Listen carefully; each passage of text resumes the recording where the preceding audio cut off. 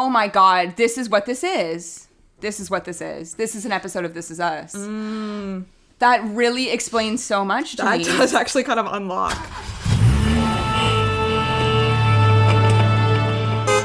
Hi everyone, and welcome back to Off to Broadway, the podcast where we deep dive into anything and everything musical theater. I'm Tara. I'm Stefania. And in today's episode, we're back for part 2 of our 2023-2024 Tony nominations. If you have not listened to part 1, go back and listen to part 1 before you get to part 2. We talked about all performances, best new musical, best revival, and now we're here for the technical awards. My hair has gone up, which means it's serious business. Serious business. It's just kind of the rest of our thoughts, a smattering of thoughts here. And I feel like we are starting with the smattering of thoughts, which is now your only thought, and that is stereophonic. Right. There could be a play in here, too. Yeah, we never know. Something like Stereophonic. Let's talk about something like Stereophonic, which has a full original album. Ooh. I know, I didn't even think about it, and now I'm like, as a really big Arcade Fire fan, Will Butler wrote the music for Stereophonic. I actually do think that Stereophonic could push out my sole nomination for Here Lies Love Here. Oh wow, Stereophonic. Although it's David Byrne and Fatboy Slim, so I cannot count them out. Well, I'm yelling at me right now and you because Stereophonic was not in the conversation, and now it's in the conversation. I just thought about Stereophonic. Crazy. So I'm gonna give this dual nomination to Here Lies Love and Stereophonic. No, you can't. You're not allowed to do that. But the real winner is actually Stereophonic, so we'll see. I know. Sorry, this is actually relevant. Stereophonic's gonna win. I can't believe I forgot. I'm like really one of the world's biggest Arcade Fire fans. And here we are on May 2nd with I stand by that. I think Stereophonic is winning this. Record-breaking Tony nominations. No play has ever gotten 32 nominations. I actually did some on-the-ground reporting for us today. I messaged a friend who saw Stereophonic, and I said, hey, what did you think? And I'm going to read it out. She said, it was long. It was good, but definitely only a one-time watch for me. Not my favorite, but it was good. The reviews were awesome, but by intermission, part of the crowd left. Wish there was more music. You only get bits and pieces. It was long, Steph. I love being in the theater, but it was so long. It could have been cut down drastically. So just for another opinion, I still think it's going to win Best Original Score, but... I also did some on-the-ground reporting. Oh, good. Oh, wow. We're surprising each other with on-the-ground research. You might know about this one because it happened on the day, but I actually don't know if we've ever shouted him out, but my friend from high school, Matt, is a huge theater person, lives in New York. He's a friend of the podcast because you guys have met. We've like all, actually, you know what? Matt, if you ever listen to this, when we come to New York in October, let's go see a show together because I feel like you're always looking for people to go with, and here we are.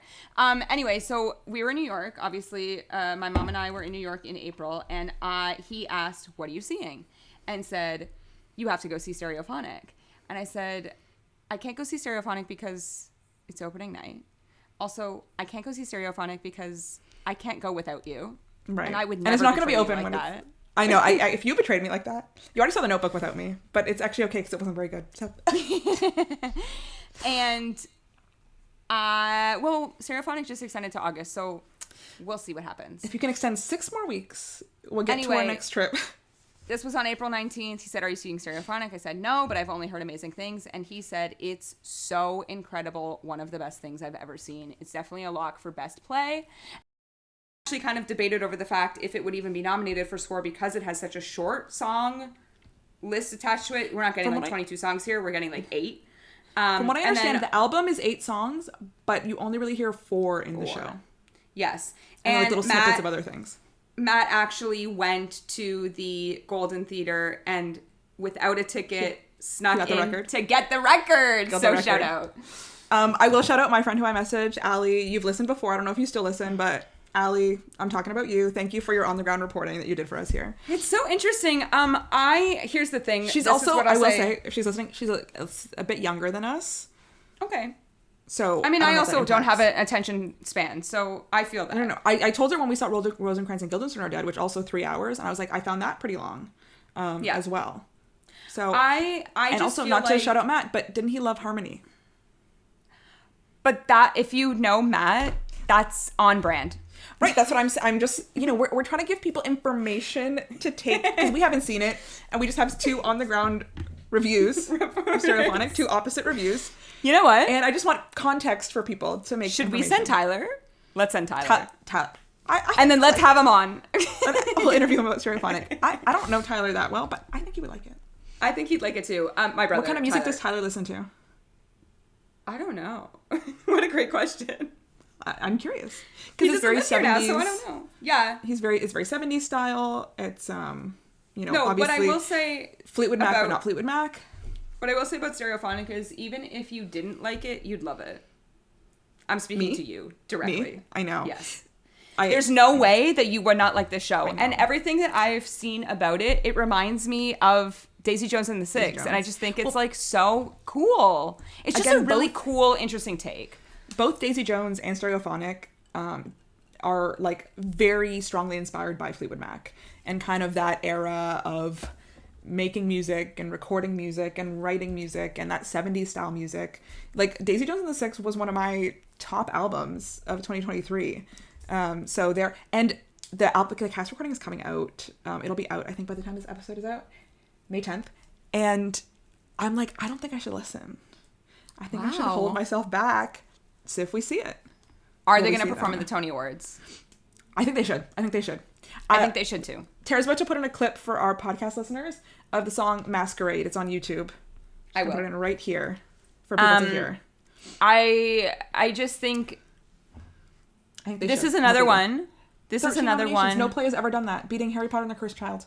Their entire cast is nominated in the featured category. And what the clip that you heard I was referring to was Score. That's what the beginning of that clip was, that we were talking about Score and when we had the real in-time realization that Stereophonic. But I just wanted to mention, does this not fall under your TED Talk of off-Broadway transfer? Off-Broadway?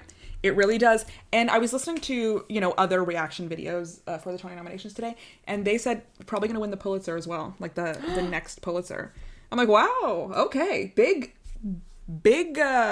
predictions here, but possible, absolutely possible. I just like, again, obviously this is like a real life person that you know that saw this, but like just generally on the internet, I have not seen a bad review. People are obsessed with Stereophonic. Sometimes I worry we're in a bit of an echo chamber in that we only follow or see reviews from people very involved in the theater community.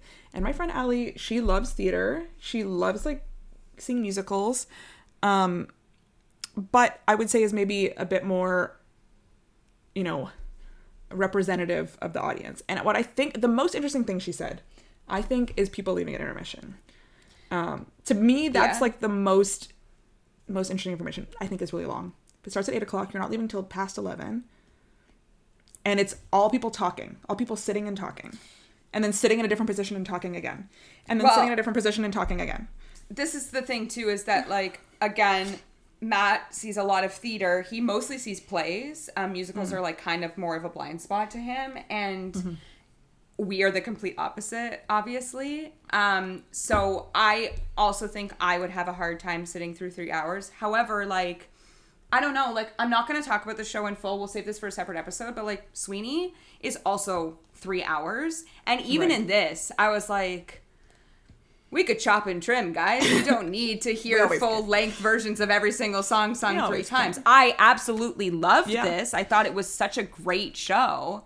But, like, I have critiques. I have critiques on Les Mis. I have critiques on anything that's 3 hours. I don't have the attention span I had in pre-2020. You know what I mean? No, I have 100%. That's another thing for Illinois. 90 minutes. No intermission. Is it really? Yeah. But see, then it's interesting because, like, I'm trying to think. Outsiders was like 2:30. Notebook was like 2:30. Water for Elephants, same. Water for Elephants felt long. Heart of Rock and Roll kind of raced by, but it was definitely in the 2:30 category. And Tommy, same. But that one's a little different because it felt like I was at a concert. But while we're here on Score, let's talk about Score. We were so wrong. We were so wrong on this category. So, no, I know. There was Illinois is the only 90-minute best musical, by the way. Everything else is 2 acts. Wow, great. Just for people to know. At the time of episode record in January, there was 11 musicals eligible. Is that the same? 1, 2, 3, 4, 5, 6, 7, 8, 9, 10, 11. 11. Okay. So Plus nothing Stereophonic. changed there. Plus And maybe there's Stereophonic. other plays, but for now we're just talking about Stereophonic. So please give us the rundown of Best Original Score. So, something very exciting to us all. Let's start out with David Byrne and Fatboy Slim for Here Lies Love. A score I called actually it. like. You Thank did. to me. Thank you to me. You said that Here Lies Love would get 0 nominations because people would forget about it, and 4. I was like, no. 4. Oh, I'm so happy. I'm actually really happy for them. Again, I liked Here Lies Love a lot more than you liked it, and I like that score. I've listened to that cast recording multiple times since we saw it. I think it's very good. Very fun. Next, we've got Jamestown Revival. So, Jamestown Revival for The Outsiders. Right. This was the one that I was referencing in our last episode of like, what kind of music is this? And you were saying Americana? Americana. Is that what like this duo is? What's the genre of them? Like, what is their duo? Let's see. Jamestown Because Revival. that would help us. They're a folk duo. So, yeah. Oh, interesting. Folk music. Go through them American and then folk duo. Okay. Let's go through them and then I will intersperse some thoughts on some of these scores. Next, we have Shayna Taub for Suffs. The silence. There was silence. And finally, Days of Wine and Roses, Adam Gettle. So I had... Which I did have. The Notebook as my winner. Lempicka, which was your winner. Suffs, yes. Days of Wine and Roses, and Here Lies Love. So I was okay, -2. And then we had that real-time realization that Stereophonic was happening, as you just heard. I got 2. I want to talk about The Notebook here. Okay, let's talk about The Notebook because this is seen as the biggest snub. I also want to talk about I think. Ingrid Michaelson's statement. Did you read it? I did read the statement, but do you have it in front of you? I don't, and I just tried to find it, and I cannot find it. Did she post it on Instagram? Or was it like a story? There right now. I actually think it's very vulnerable of her to say that, to say, I wanted this. You know? I think, like, that's very honest of her. It was Instagram stories. That's what I thought. That's why I was just like, ooh. Oh, stories. Okay, I'll read it out. I'll read it out because I think it's actually a very interesting statement. She says, "Congratulations to all the composers who put their whole selves into these scores, and to all who received 20 nominations today. It is monumental.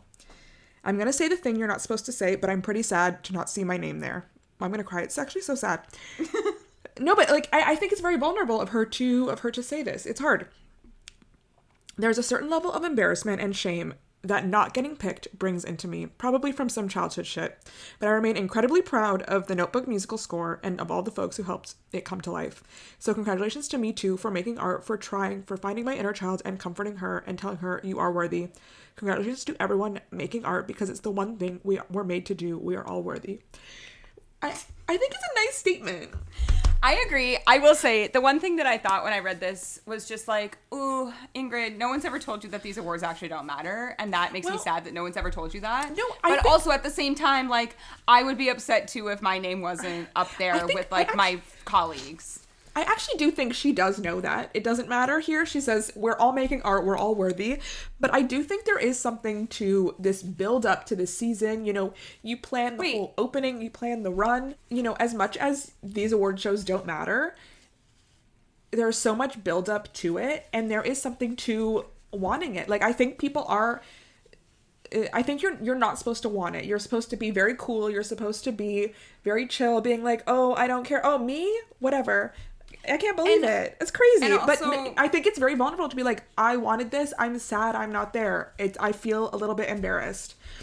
And also at the same time, it's not like you just like wrote this for fun. You've been working on this for years. So it's just like, you're just like, wow, I not wasted this time, but in a sense, like, did I waste all this time working on something when I could have been doing something else? She absolutely did not waste this time. Like she said, she created art. Like that is like so human to create art. But I also think it is human to feel upset to not be chosen, to be left behind, to be left out. Like, I think that's a very human emotion, which is why I cried at the statement. But I think it's a very interesting thing to say, being like, to like put words to, I felt a little bit ashamed that I was left out here. Yeah. Even though it's like, like kind of silly, but it's not silly. Like it is true. I agree. I said it on our part 1. I will say it on part 2. This is the cast recording that I've listened to every single day since we've come back. And I'm like, I love this so much, but why didn't it work for me? Like, why didn't the show as a whole work for me? Right. And I think it's because the music almost feels a little too just disjointed from the storyline, which is obviously the reason that it didn't work for me. I don't even know if I texted you. Maybe my mom and I just talked about it, but my main critique was like, there's not enough singing in this show. And that's such a weird thing to say, because if you look at the cast recording, there's 21 tracks. But then I was going through today, I'm like, some of these tracks are like 60 seconds long. Right. And that's all we're getting in that specific scene. Like, when John Cardoza is singing, I am obsessed with it. When Joy Woods is belting her face off, I am like crying with her. When Jordan Tyson is doing whatever she's doing in every single song, like I am listening. Sorry, Ryan Vasquez, I am skipping your songs. And I just wow. Like, it's surprising to me. You know, it's actually comedy. On my Apple Music is like when something finishes, it just like shuffles to something that it would think that I would like. And it put on like Ryan Vasquez solo music. I'm like, you didn't get me at all today. You didn't understand me. I can't believe. It's like every time I listen to Tortured Poets, at the end it goes into like espresso. It's like that. Oh, think about me. I love that song. That's that. I think it's back on TikTok as of like today. It's back. They all went back. No, but it's a gorgeous score. Do you think sometimes when people come over from the pop world, from the music world to write musicals, one of the critiques is that their songs are beautiful songs independently, but they're not moving story forward. Do you feel that's what happened here? Yes, in certain like, are we at songs? the same story place at the end of the song that we were at the beginning of the song? Yeah, for most of them, yeah. Right. I think she's really good in this score at vocalizing the internal thoughts of the characters. Sure. I also think that this cast recording that was literally released like the day after I saw it. I've been so blessed by this very recently. When that happened for us primarily. I know. Blessed. I think it's like a very well mastered cast recording. I'm trying to find the person that did the orchestrations. I cannot find their name right now, so I'm so sorry. But like, it's very beautiful. The music is very beautiful. But like, these, to me, it's funny. I can pick out like 3 or 4 of them and be like, oh, this is gonna be like a song performed at a cabaret. Whereas like, the Jimmy Awards that's almost what these were. They can't sing it. I don't think it's too hard. Some of these songs. I don't know. I just sometimes like pretty isn't enough is how I feel about this. No, absolutely. I will talk about a song in my obsession. I'm not going to talk about it now because I will talk about it then. But it's just, I don't know. It's also like, it's just interesting to me that like I'm literally obsessed with this cast recording right now, and I did not really like this musical. So like, what does that say? It just says that it didn't quite work the way that it should have, and that's okay. Like, you try things to succeed, and also sometimes you don't. But I just think it's interesting what you're saying, because with what you just said about Ingrid in the pop world, like, let's talk about this duo for The Outsiders. Like, why did this work? And here's the thing. Why did it? I don't think that this score is as strong as The Notebook, but I think as a whole, in moving the story forward, they chose a theme. We have this Great Expectations theme, which is, oh my God, the greatest song in that show. The staging that they do for this, I could cry talking about it. It's so powerful. But they bring that theme in. I'll play a clip here because it is out. They bring Brody Grant's character, Ponyboy, singing Great Expectations at the top. So we hear what he thinks about all of these characters.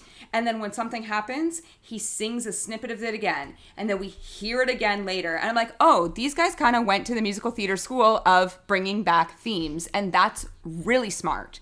I also just think that this is different. It's not pop. We're kind of tired of pop.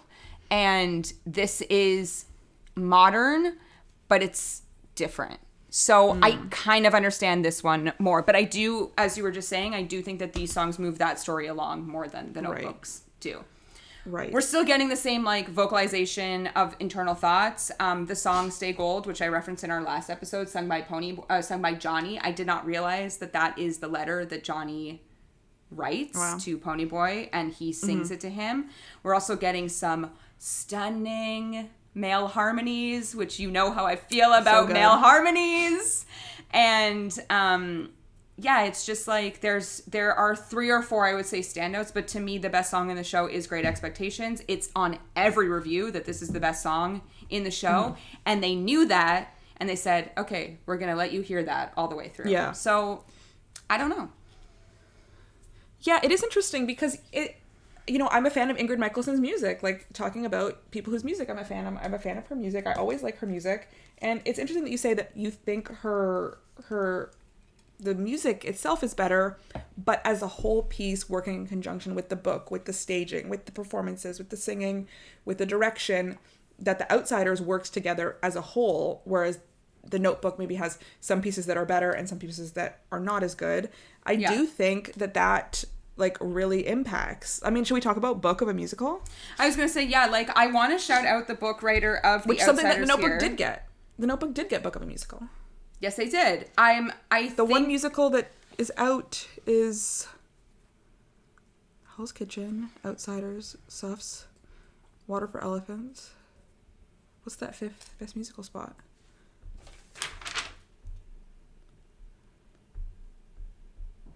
Illinois did not get a best book musical. Because we don't know how to interpret dance shows. No. Back to this. Like, we have a harder time interpreting a dance show and knowing that it has a story. You're right. Illinois is the one that's left out there. So The Outsiders book is Adam Rabb. The way that they're kind of marketing this man is that he's never worked in musical theater. And I think I've said this before, but I'm like, guys, maybe this is good. Maybe we don't need people that are so like ingrained in the musical theater world to be writing books of a musical, because maybe they're thinking outside the box. He doesn't know the rules. Like, he's just making his own rules as he goes along. Do I think that this book is perfect? No. I think there are definitely issues with it, but it does enough for the story, and it feels complete, and it has a good starter and finish and a great middle, and that's really all I can ask for when it comes to book. I am a little surprised by the nomination of the book for The Notebook, only because that character who makes this into a cheesy Hallmark musical ruins the book for me. I think if we're looking at the, like, they need to, like, delete so many people from the show for me to be like, guys, you won. Maybe it should be like a smaller show. Maybe it shouldn't have so many characters, so much cast. Maybe even just really what's make her it super name? intimate. We like her. We've spoken on her before. This is the first time I saw her. Andrea Burns, is she in this? Yeah, she's the nurse. She's also Allie's mother, but like her character can go. Like, I don't need her. I think my problem specifically, I am very familiar with the Notebook movie. Sure. Almost too familiar with the Notebook movie. So I'm looking for things that weren't there, and that's fine. And I never read this Nicholas Sparks book. I've read other Nicholas Sparks books. Yeah, I don't remember if I read this one or not. But this was not one that I read, so I don't know how true it is to the actual book. Someone can let us know if they've read this book. But I just feel like I'm so looking for specific scenes from the movie that weren't there. And also, like, again, performances, like, affected this a little bit for me. I don't know. I think the nomination for the book is, like, obviously deserved because, as I said on the first episode, like, the depiction of dementia should win awards. The way that they wrote that is so real life that we didn't even say who's the book writer for The Notebook. Becca Brunstetter. Yeah, I don't know. What has she done before? Not familiar with her name. She's done some plays. I'm trying to see if she's done musicals. Wow, Ben Stanton doing lighting. Shout out. I saw that. I mean, we got to shout out, actually, Stefania nominated here. Yeah. Lighting design of a play. Judges African hair braiding. She's done plays. She did, lots of plays, but none of them is her Broadway debut. She was a writer on This Is Us. Oh my God, this is what this is. This is what this is. This is an episode of This Is Us. That really explains so much to me. That does actually kind of unlock her personal childhood bullying experience inspired a heartbreaking scene in This Is Us in which an overweight young girl is okay. Wow. And She left I the show don't after 3 mean that. seasons. I mean that in a bad way, but I also don't, because there's obviously this is for someone, you know? Like, Yeah. Someone will love this more than I did. And happy for you. She's working with Cinco Paul Oh. on something. A musical comedy titled AD 16 about a teenage Mary Magdalene in love with Jesus. Okay. Interesting. Okay. Great. But let's move to, while we're on book here, Hell's Kitchen. Which I've heard is Christopher terrible. Diaz. I know. I just don't really. That's what I've heard the weakest part is the book. Yeah. But, you know, that's all I have to say. So moving on to the next show nominated. We haven't in that seen it. category. It's hard to know. It's just based on other people's, you know, reviews and experiences. But yeah, that's what I've heard is the issue with Hell's Kitchen is the book. And I heard it hasn't changed at all from off-Broadway to Broadway. Right. But yet it got 13 nominations. Got the most out of all the musicals. So I guess it's fine. Yep. Shannon Taub here nominated for Suffs. I feel like I knew this before we even knew this. You know what I mean? Mm-hmm. Malala. And then again, the one that I'm just like, Water for Elephants. Rick Ellis, who was also the director. You know what's interesting here, just looking at this list here? This is 3 books that are adapted from novels. Interesting. The Outsiders, Water for Elephants, The Notebook. Suffs is based on history, and Hell's Kitchen is based on a real person. Alicia Keys. Rick Ellis, who wrote the book for Water for Elephants and is also the director, we'll get to director later, wrote the book for Jersey Boys. Wrote Peter and the Starcatcher, which, as we know, is one of my favorite things I've ever seen on stage. I love Peter and the Starcatcher. That's actually an example of another play nominated for Best Original Score. For people who might say that this has never happened before, it's happened many a time. Many times. Chris Child also nominated.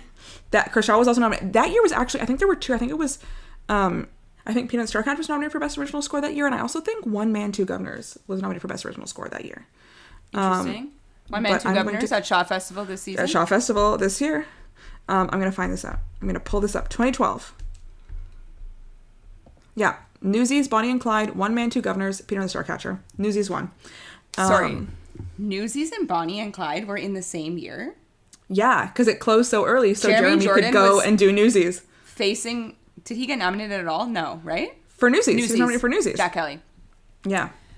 Because Laura Osnes was nominated for Bonnie and Clyde. What an iconic year for Jeremy Jordan. What an iconic year for... And then he left early to do Smash.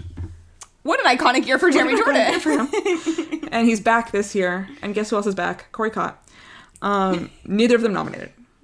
And you know who's doing the most work as a former Newsie? Mike Feist. Mike Feist is doing the most work. You know, this podcast, Challenger stands.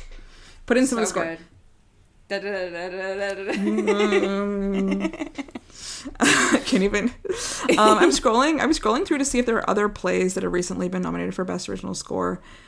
How did we get here? This is interesting. The year 2020. The year 2020. Carol. Well, it was all plays. A Christmas Carol, The Inheritance, The Rose Tattoo, Slave Play, The Sound Inside.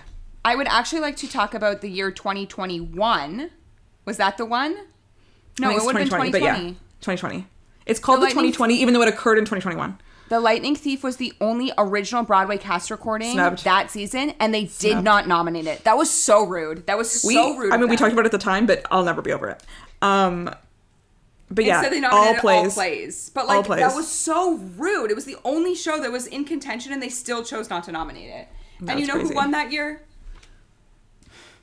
Sweeney Todd himself. And who were his fellow nominees? Nobody. And he could still lose. He could have still lost. Someone posted, those things of like dream casting of like, this year's Tony Awards is for this. Someone was like, and as featured actor in a musical, Aaron Tveit One Night returned to Moulin Rouge in July 2023. I see the like, what is it? Not the Broadway beat, the kind of parody Broadway. It is Broadway beat. Broadway beat, and they were like, "Here's how Aaron Tveit can still lose the tone." I'm scrolling back to see if there are other plays. I was like, how did we get on this? 2010. But it's because the director and the writer Rick wrote Ellis. Peter Rick the Ellis. Starcatcher. Yes. In the year 2020, the play Enron and the play Fences, both the original scores were nominated. 2020? 2010. Sorry. 2010. I'm scrolling back. I'm finding more. I can find these all year. I can look. Is that a play? Or is that a musical? Oh, wow. A musical written by Harry Connick Jr. Oh. 2002. I mean, we've really like bounced around here, but just to finish out that score category, we did talk about Days of Wine and Roses being nominated because Adam Gettle has never put out anything that's bad. So the music, beautiful. The tweets, not great. So maybe he has put out something that's bad, but not musically. Not the music. No, back to book. I just thought it was beautiful music. I just thought it was interesting that 3 of these best books were adapted from novels. I don't know what that says, but it's just interesting to me. It absolutely is interesting. I do think I think writing an original story for a musical is really difficult because when you're writing an original story, not only do you have to kind of make it hang together narratively, but you have to figure out what are our song moments and make it feel organic, make it feel earned, and not make it feel so obvious, or not make it feel so we're only writing the scene to get to the song. You have to really, it's a really hard balancing act. And so I do think sometimes when you have a narrative structure to work off of as your skeleton and then to kind of mold to what you need it to do, that can sometimes be a little bit easier than trying to come up with something completely original. Honestly, we're very rarely getting completely original 100% musicals. It's really hard. I will say, this is obviously a show that got 0 nominations. It could not be eligible for score because it is a jukebox. But what I will say about The Heart of Rock and Roll is this is the first time in a long time that I was like, oh, these songs were intentionally placed in this musical. They really worked with the lyrics to think about what was happening in the scene. I was like, this is really smart for the book writer and I think Huey Lewis himself to like work together. I wonder how involved he was. I think pretty involved. I watched a Today Show performance today, or maybe it was GMA. I don't know. Whatever one Michael Strahan is on, whichever one that is. And they were performing the title song, The Heart of Rock and Roll, and it just cuts to the view of like Michael Strahan standing with Huey Lewis, and Huey Lewis is just like... Oh, Huey Lewis was there? Clapping along. Has Huey Lewis been to Back to the Future?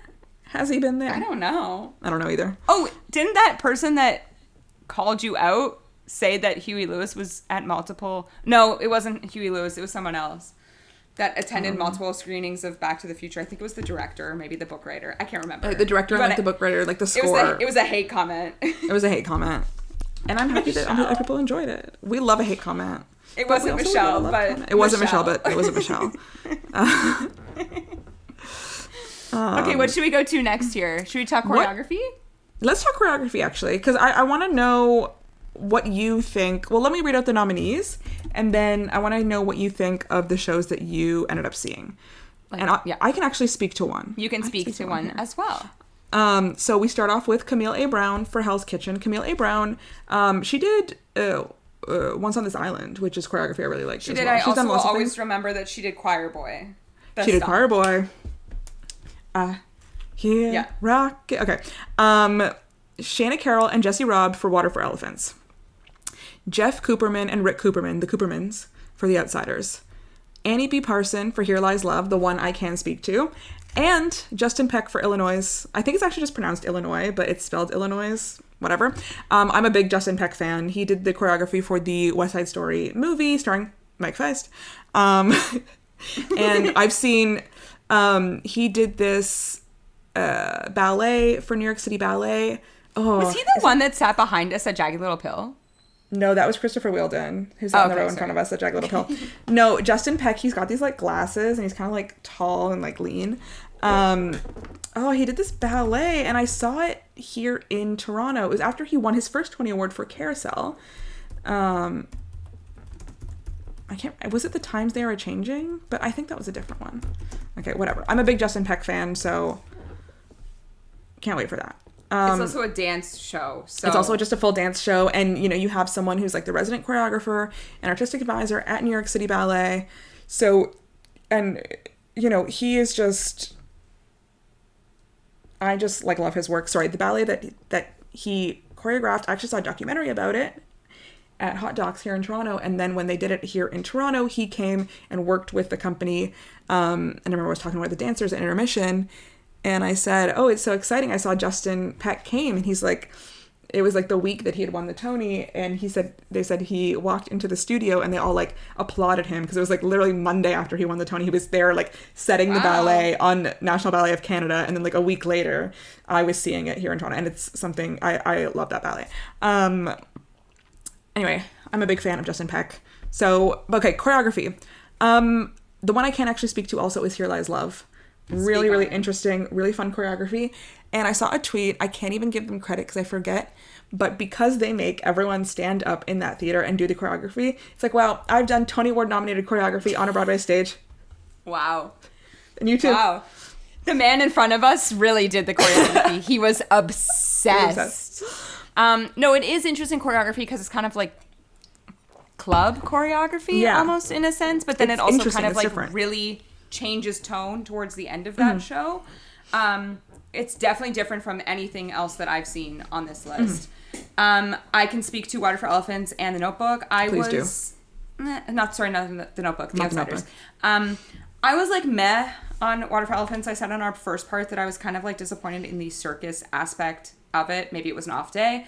But I always forget that like movement is also a part of this. And I will say, like, as I spoke on that dream sequence, the last like 25 minutes, there's so much movement that happens there that I really think that's the moment that shines. But who I really want to talk about is Rick and Jeff Cooperman and their incredible fight choreography, which for everyone listening, the fight choreography is included in this choreography nomination. It's not just the dance. I could literally talk about this all day. It made me cry. It was so beautiful to watch. We've obviously talked about this off the mic, but I have not said on the mic. This entire stage is gravel. There's rocks. Wow. They're kicking them. They're doing everything. There's so much physical movement in this show, which I think is so important when it leads you up to that rumble scene, because you're given snapshots of what could happen, and that rumble happens like very close to the end. Without spoiling too much here, because I do think it doesn't even matter what I say, because what I say is not what you will see. But they kind of lead us up to this fight choreography moment with how they portrayed their punches all throughout the show. Every punch, every kick, every big scene where someone falls to the ground is in slow motion.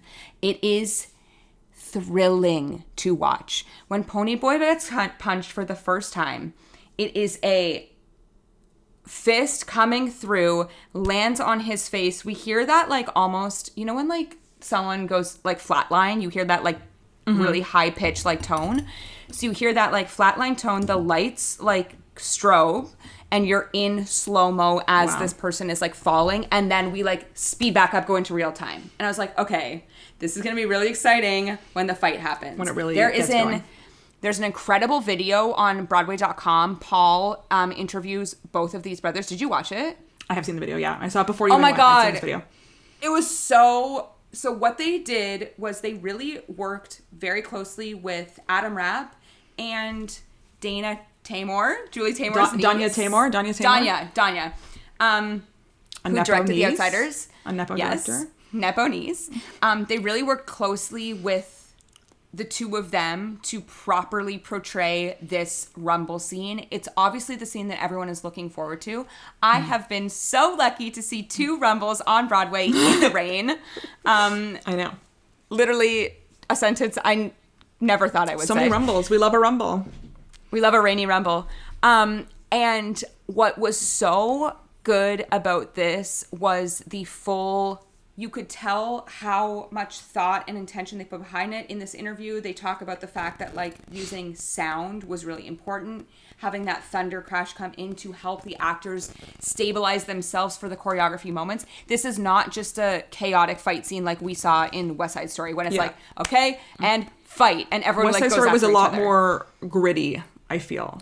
This not is not full, that I haven't seen this, but it sounds like it was a lot more like this is full rough, dance intentionally. basically. Yes. They transitioned from Rumble to extremely choreographed, like impressionistic version of a fight as opposed to like a literal version. It is phenomenal. Like it is it's like literally the best fight choreography I've ever seen on stage ever. It's one of the best moments I've ever seen in a show on stage. I like sat there with my jaw like on the floor, and I was like moved to tears by how they were moving, and it was like nothing was happening. It was raining on stage, it was light tricks, and it was like 12 actors literally throwing their bodies on the stage. It's like music, snap, punch, move, lighting, slow-mo. And it was just like so incredible that like it almost pains me that Illinois is in here because I feel like they deserve that choreography. I'm on the Cooperman's website actually. Another thing that they did Alice by Heart. Did you know that? Right? And so like that's another really like, but, like the clips we saw of it, your whole body. Wesley like hanging upside down, right? Like the imagery of them like holding like Molly Gordon and Colton Ryan and like reaching. I will say very impressionistic. One of the best parts of that Rumble, like, so the way that they set it up is everyone is in a pair. Everyone's got a fight partner. The girls are in here too. They're wearing wigs. They're dressed as the boys. Like the girls are fighting too, and it's pouring rain. Like, I'm talking downpour. It rained longer. I feel like it rained longer here than it did in West Side Story. But it was like, it was really raining. West Side Story started like, it rained in the Rumble and then it would like go off and on and off and on for the rest of the show. The difference too is that I felt like West Side was more like sprinkler rain. Whereas this felt like legitimately like downpour. Like it was wet on that stage. So for anyone that doesn't really know. I love how we always refer to this West Side Story production that literally nobody saw. Like closed... like due to random circumstances, but I feel like it was so impactful. But maybe because it's just so different. Like it's funny. It wasn't a perfect show, but it was very impactful.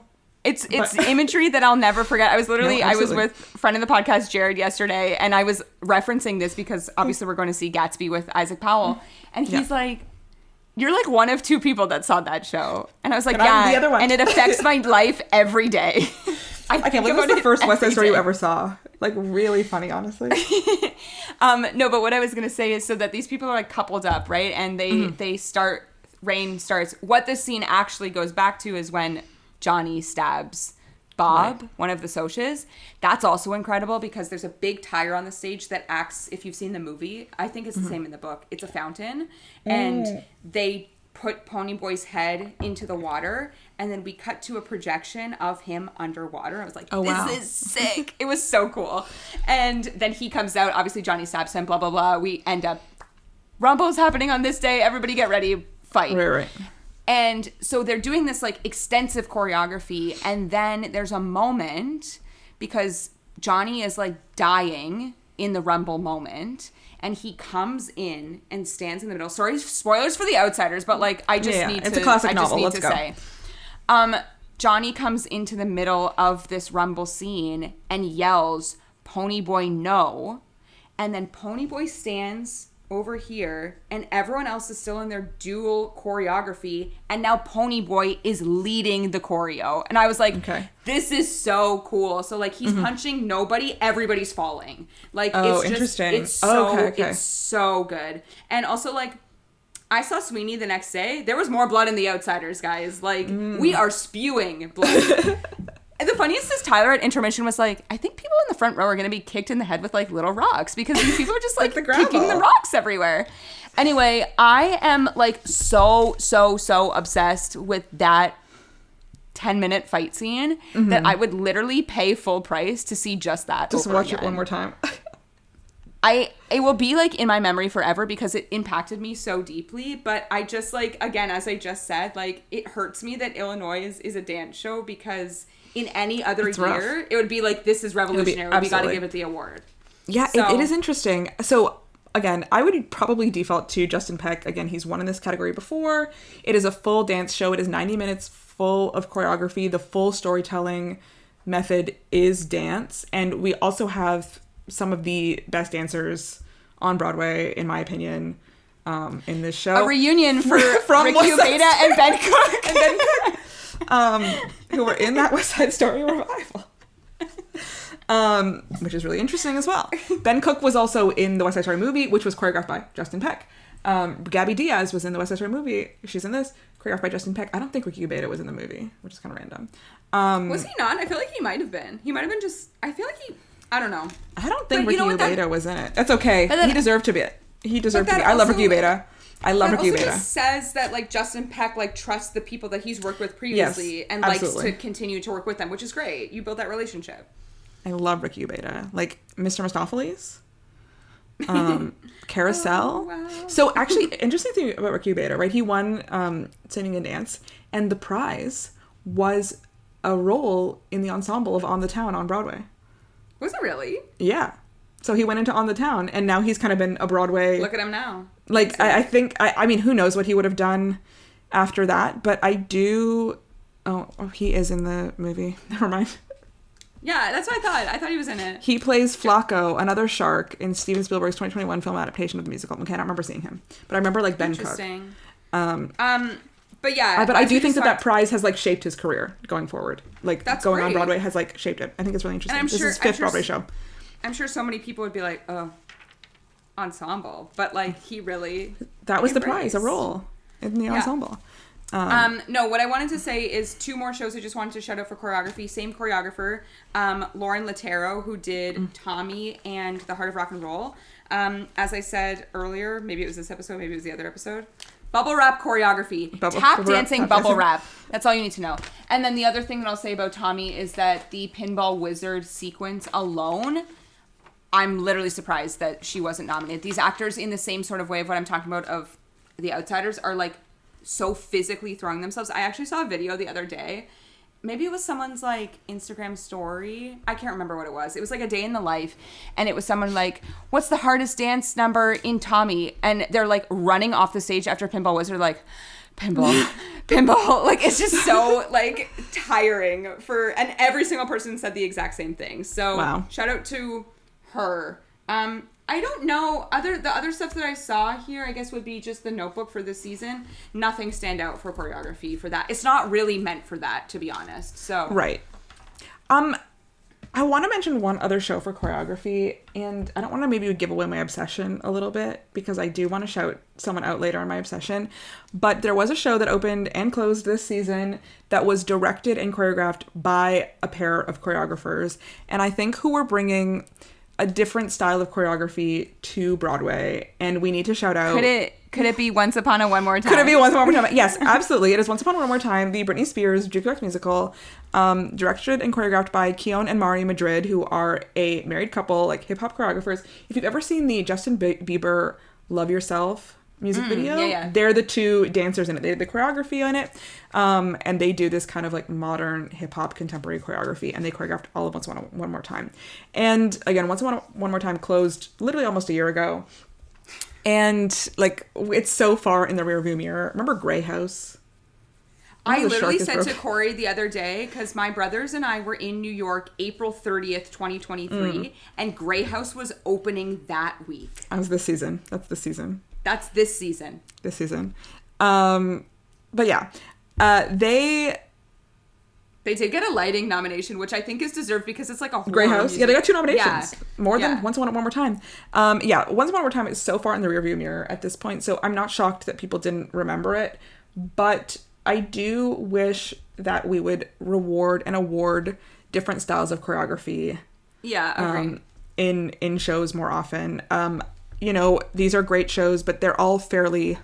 I wouldn't even say they're all fairly straightforward. They're not really. Like The Outsiders is doing something different, I think. Here Lies Love is definitely doing something different. You know, Illinois is giving, you know, contemporary ballet choreography. And I mean, not to say I didn't love it, but like Water for Elephants is giving circus, so like it's different. It's giving circus choreography. I don't know anything about Hell's Kitchen. I don't know anything about the choreography in Hell's Kitchen. I feel like... But I do love Camille A. Brown. I think she's a wonderful choreographer. I feel like just based on like Alicia Keys' music, it's probably somewhat of like a hip hop style of dance. Yeah, I don't know. It's like we could literally dissect every single possible thing here, and we 100%. Do not have the time to do that. So let's quickly move on to lighting. The one that I'll say just for everything that I just spoke on with the Rumble is my winner for this would be Brian McDavid and Hannah S. Kim for The Outsiders, just based on the strobing of The Outsiders. But I do want to shout out here Amanda Zeev for Tommy, not nominated. It was a light show. Like, I just don't understand how you can't nominate a light show. I also thought it was interesting because I don't know the true answers here, but Kate Ranking, Theater is Life, posted about how certain shows, the final eligibility was kind of interesting because certain shows were nominated for their scenic design and lighting, projections and lighting were considered the same for some shows, but then projections were considered scenic design for others. And I just don't know what the main rule is there. And I also don't remember the shows off the top of my head, but I think it's interesting that you can kind of like jump categories when things are kind of just like gray. When is it considered lighting and when is it considered set? Exactly. Very interesting. Very interesting. Yeah. Do we think projection design should be its own category? Probably now, yeah. You know, because what is it? Is it lighting? Is it set? Or is it a third thing altogether? I mean, if projection design was a category, The Great Gatsby would be winning that award because shout out to their 4K beautiful screen. A beautiful screen. A beautiful screen. Yeah, I'm trying to think what else has good projections. Back to the Future. Tommy's got great projections. The Outsiders has some projections. Water for Elephant has some projections. I think Back to the Future, actually, sorry. Which I think which I didn't like it. Back to the Future. Yeah. All right. Anything else? I will say, I think we are doing a better job of having projections enhance set instead of just replace. Right. So I am happy for that. I saw Rain in 2 shows this time. That is physical set. We love Rain. We love Rain. No. I just don't think there really is any substitute for physical, tactile things. No. That's why you are at the theater. Yeah. Because you want the people to be right in front of you, to be performing right in front of you. And when you have a lot of projection, or if a projection is not used well, or used intelligently, then it does kind of take you, or not ruin, but kind of ruin the like physical tactile experience that you're having. Yeah. You know, if I wanted to watch a screen, I would go to the movies. You're right. Should we end this on director here? I think we must. This is actually a really exciting year for female directors. Yes, in both the play category and the musical category. Yeah. I don't have it up right now. Let me pull it up. Unless you I have both up. Let me just say, for best direction of a play, we have 3 women. 3 of 5 are female directors, and best direction of a musical, 4 of 5 are female directors. So that's 7 out of 10 directors nominated are women, and that's like record breaking, absolutely. But also like Oscars catch up. Yeah, let's go. What's going on? Tonys are always doing it first. Tonys are trend setting, trailblazing. I do want to talk about Michael Greif here because he was possibly going to be nominated for 3 shows, and the one that he was nominated for was Hell's Kitchen. What else did he do this season? Let's see. He did Notebook and Days of Wine and Roses. Oh my god. And Days of Wine and Roses. He's a busy man. He's a busy guy. When was he doing this? When was he doing any of this? I literally don't know. Also, as we just said, like Julie Taymor's niece is doing The Outsiders. Jessica Stone for Water for Elephants, who did she win for Kimberly Akimbo last year? Oh, I don't know. I think she might have. Best direction of musical. Let's see. But she probably lost to a man. No. Michael Arden won for Parade last year, but she was nominated. I forgot about Parade. Yeah, of course. Okay, so 2 in a row for Jessica Stone, Lee Silverman for Steph's, but Steph, who's our winner? I can't even. The narrator herself, Maria Friedman, director of Merrily Roll Along. This has been her project for over 10 years. When she did it in the UK, she brought that production over to New York, to the United States, did it off Broadway in New York, brought it to Broadway. And I do think it is so much her vision that has really made this production be so acclaimed. Like, and she has like been a steward for this show and guiding it, and like it has been her baby, and she's like protected it this whole time. To make it as excellent as it is. We talked about this on our Merrily episode, but the three of them, Jonathan, Lindsay, Daniel, have so much trust in Maria Friedman and vice versa that I really do think that this was such a collaborative show for all of them. They speak so highly of her, and she was so involved in so much of the process. I also said on our Merrily episode that she fully produced that cast recording, which I feel like doesn't always happen. Yeah. So it's like, you know, you have this vision all the way through, and you need to see it till the end. So I literally, like, this means a lot to me. This was a woman that I looked up to, like, and I didn't even know what I know now. Like, I wanted to be the narrator in Joseph, and now even here more. She is, even more, and now even more.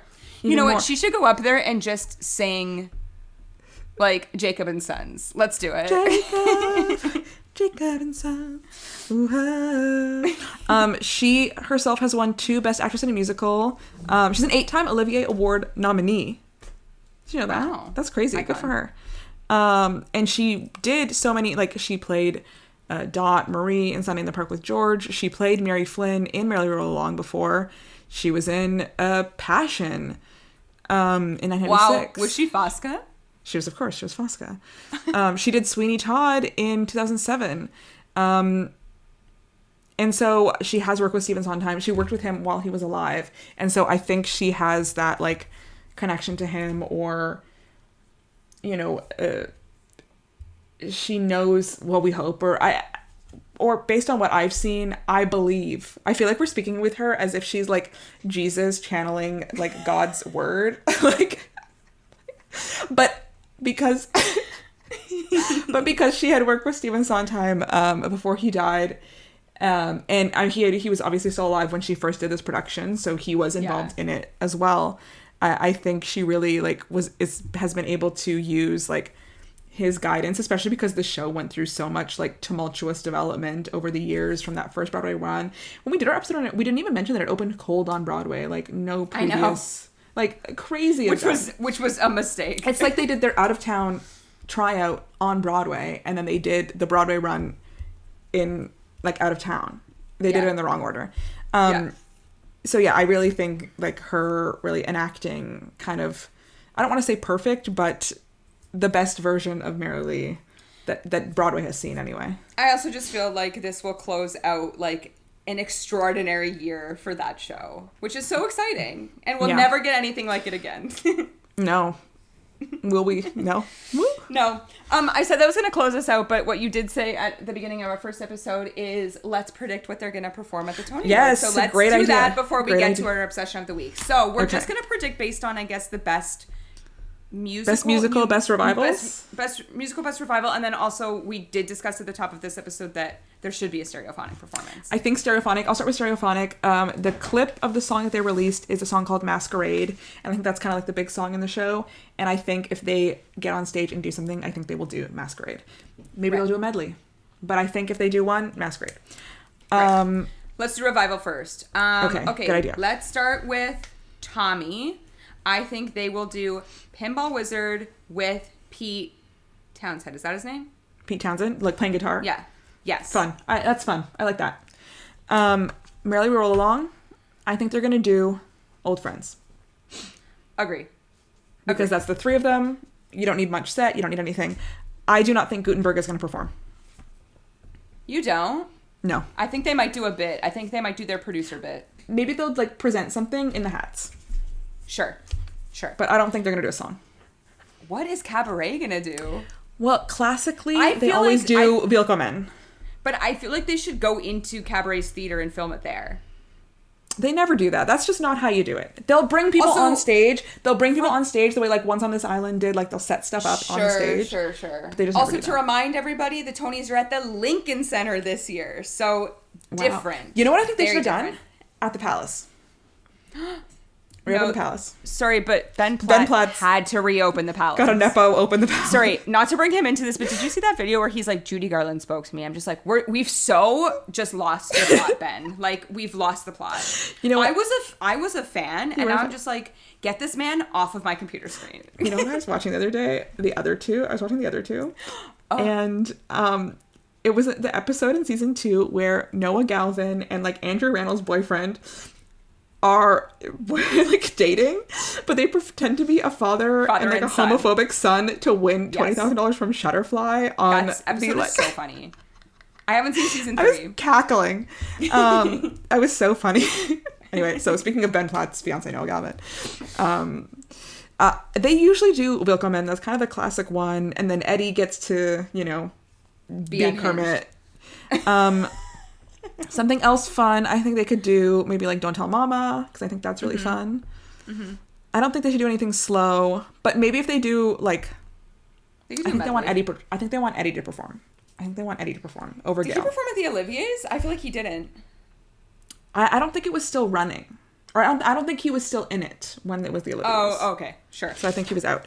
Money makes the world go round. Money makes the world go round. The world, because it's Eddie. I actually think they should start the show with Willkommen. Classic. Willkommen is the classic. Also, never forget this is being hosted again by Ariana DeBose. Who I love. Well, I don't. as a Tony Award host, I don't love. No. Remember when she have Julianne Hough last year to do a Chicago tribute? I'm just like, stop, guys. Look, Angela Bassett did the thing. Viola Davis, my woman king. Okay, musicals. Okay, I'll pick something for Illinois. The big song on the album, and I think in the show, is the song Chicago. I think they'll do an excerpt from that kind of big moment on the Tony stage. What should they do from The Outsiders? Like the Rumble is what they should do from The Outsiders. But I think we might get a medley here. Oh, a medley. Because 3 people are nominated. Right. So you want them all to perform. I think we're definitely going to get Great Expectations because they all sing, but I think it could go into Stay Gold, which is Skylar Lynch's song. But then we don't get a solo moment for Joshua Boone. So maybe the answer, or they'll do their opening number, which is Tulsa 1960. The song that we heard, like, wow, that one time. Do they do that in the show? They do, but it's not as cringy as it is on that, because when you listen to it, it was like those 2 guys doing it alone. But when it happens on stage, it's all of them. It's all of them. Sure, absolutely. And that's the thing. You know right? what? They might do that. They might do the opening number leading into Great Expectations. That's what I'm thinking. Yeah. I'm looking at the track list for Hell's Kitchen right now, and I think they're gonna do a medley, but based on nothing. But I think it's gonna end with Empire State of Mind.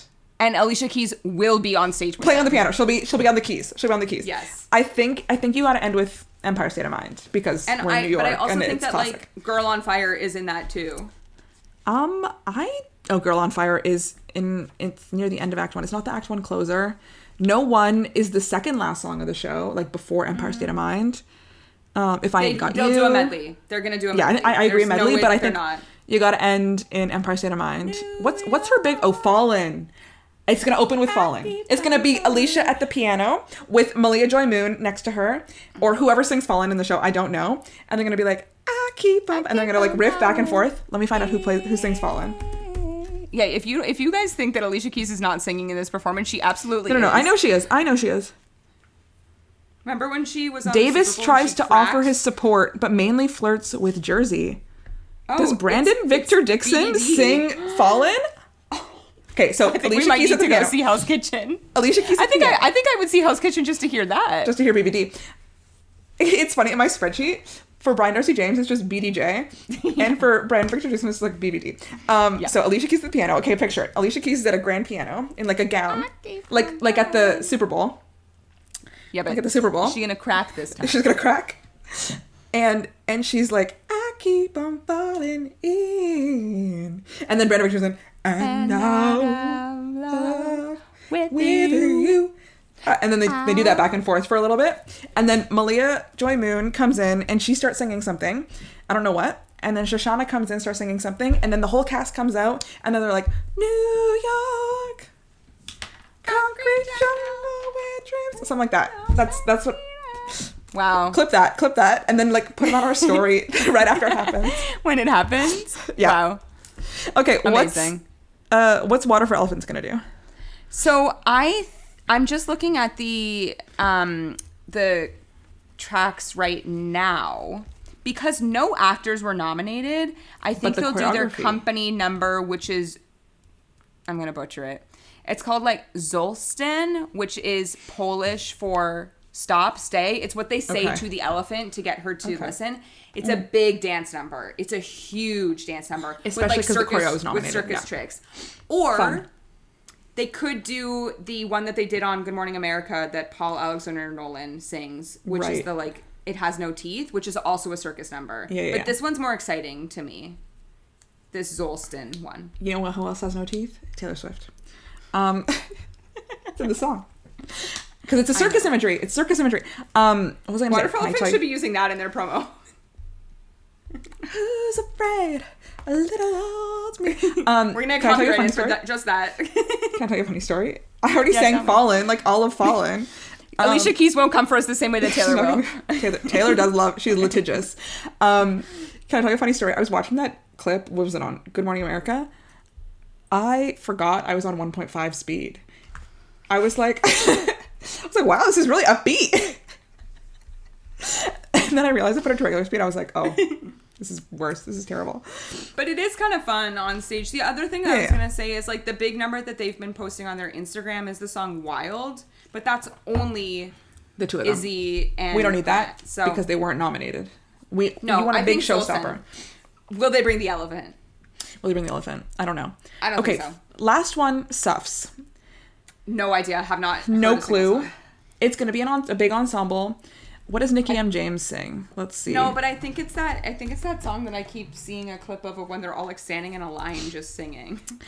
You're probably correct. But it's also like Shayna Taub, I know she's not nominated, but I think they will give her a little bit of a feature moment because she's in it. She wrote it. This is like when Hadestown gave like Reeve the feature moment at the Tony nominations. And they were like, oh, you thought? And the Tony voters were like, yeah, we did. Yeah, we did think this. Stand by it. I stand by it. I'm going to say they're going to do their opening number called Let Mother Vote. That's my bold prediction. Great. They also, their finale and we're going to cut to Malala. We're going to cut to Hillary. We're going to cut to Anna Wintour. Malala's going to be there. Malala will be there. Yeah, of course she's going to be there. Their finale. They're both going to be there. Their finale is called Keep Marching. So I can see them doing something like that. Maybe two. Sounds like, or their Act 1 finale is called How Long, which is like, this is based on absolutely nothing. Yeah, I'm like literally just looking at song titles. What about the third song is called Find a Way. Sounds like something they could do. Sure. Anyway, they could do anything. Really have no clue. But yeah, I think those are pretty good predictions. I agree. I feel like we nailed a couple of them. We'll see what actually happens on Tony Night. New York. Yeah, that one is for sure a medley with Alicia Keys. They're going through the aisles. They're going through the aisles. We're gonna get two celebs in these performances. We're gonna get the guy from The Who, and we're gonna get Alicia Keys. Yeah, we'll get. And then the Heart of Rock and Roll is gonna pay for a spot, and Huey Lewis is gonna go up himself. What's gonna happen actually is Roger Bart and Corey Cott are gonna sing Back in Time. Are gonna come. Actually, Corey Cott doesn't sing Back in Time. Again. Casey Legs can come. Take me away. Is Back in Time in Heart of Rock and Roll? It is. Oh, wow. For like a moment.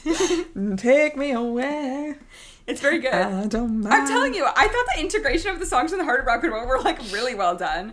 This is the modern day Kinky Boots, even though Kinky Boots was modern day, but this is the 2024 Kinky Boots. I like Kinky Boots. Kinky Boots is excellent. Take me away. I feel like it's approaching midnight. We have done it. It's 11:56 p.m.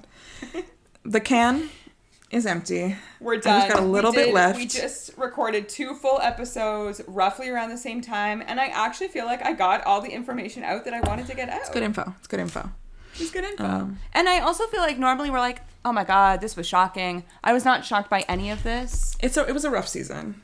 A lot because of stuff. there was so much happening. But I'm also like happy for a lot of things that were nominated here. So Yeah. I really have no complaints. No. I kind of agree with you. I think because everything received really kind of all over the place reviews. Nothing was like universally loved, except for Merrily. But like nothing was really universally loved. So there's kind of, you can make an argument for anything getting nominated or anything not getting nominated, you know?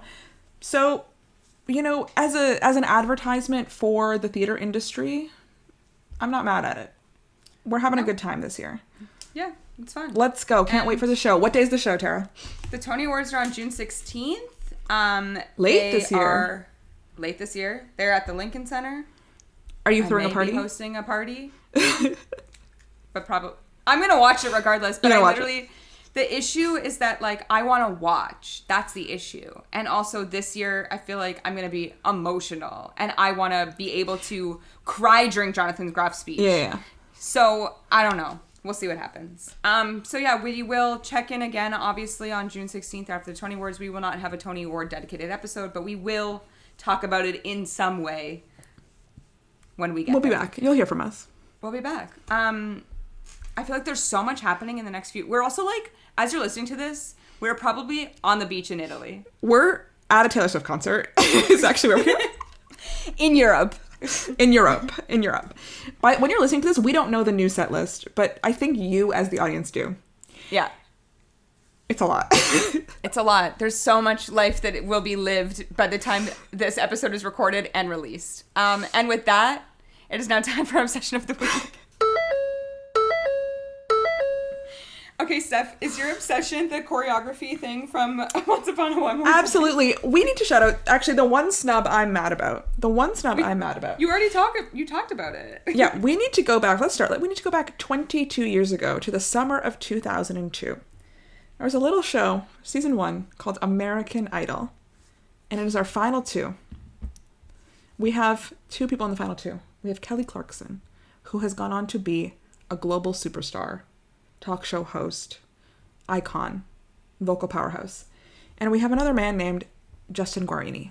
I should have clipped the Justin Guarini moment for this episode. You should have clipped Justin Guarini. We have a man named Justin Guarini. He has the curls of an angel. He has friend of this podcast. Friend of the podcast. He's been on the show. He's actually a nice man. We've never met him personally, but he's a very nice man. I'd forgotten about that. Oh, wow. A really nice man. He sent us a voice note. He did. Like our first year of the podcast. Oh, yeah. So that's why I'm really here, coming out for him. I'm a Justin Guarini stan. And again, talking about Keon and Mario Madrid putting this completely original creative choreography on Broadway in Once Upon One More Time. And when I saw the preview clip that they released for the song Circus. All eyes on me in the center of the ring, just like a circus. It's phenomenal. So good. The choreography he's doing is so good. And this is the interesting thing. They actually did do it on Good Morning America. And I don't think it held up as well as it did in that rehearsal room. I think partially due to the costumes. My opinions on the costumes have been registered on this podcast previously. I think the costumes are really bad. But I do think that choreography is next level, something I want to be seeing on Broadway more. And I can tell you, though, it holds up in the final performance bootleg.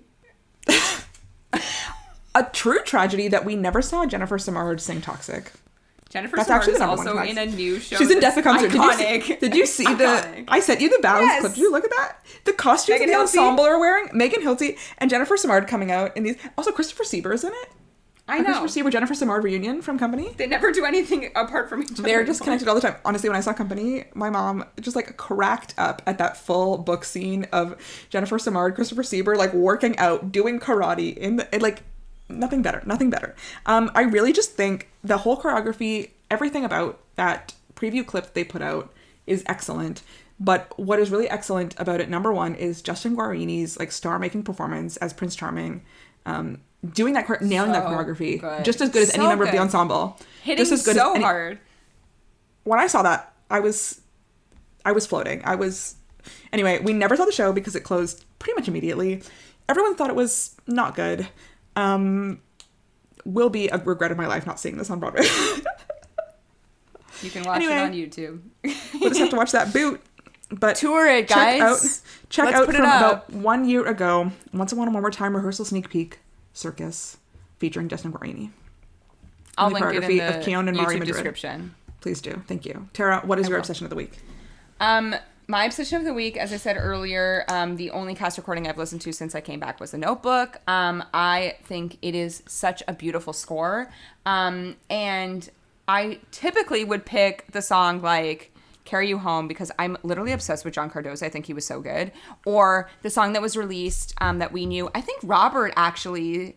Yeah, Robert's obsession was If This Is Love. And it's so different from how we heard it years ago than how it's done on stage.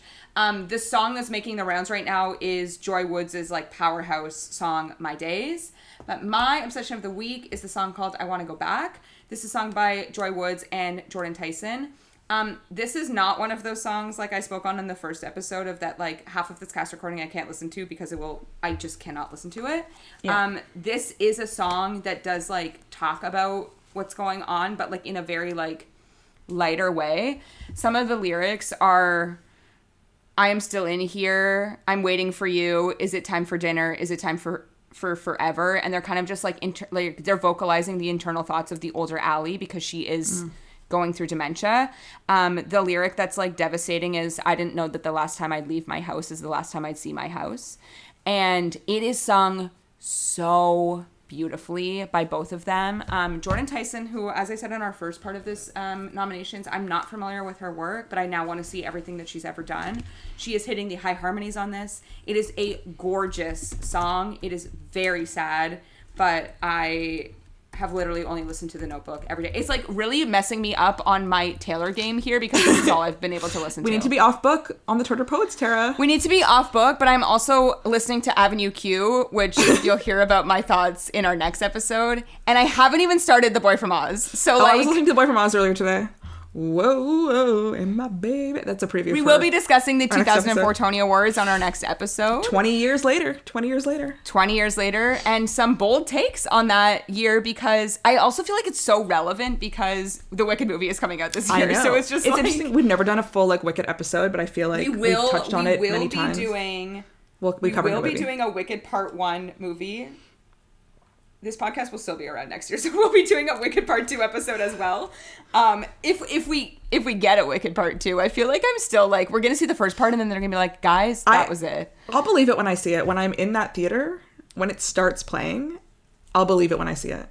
That will be hosting. We're gonna host a movie theater watch party at Wicked. We will let you know the day that we're seeing it and the theater that we're going to. Scotiabank Arena. And come and see it with us. If Warner Brothers, who's doing this movie? Is it Warner Brothers? Universal? Is it Universal? I don't know. Universal, if you want to sponsor us, we're ready to throw a Wicked party. We'll do ads. We'll do ads. Cineplex, you too. Cineplex, we're coming for you too. We want to do a dual thing here. I'm actually serious about this. No one's listening. But Universal, I want to sponsor them. It's midnight. And I'm calling on a Universal sponsorship. We're drunk. No, we're not. No, we're not drunk.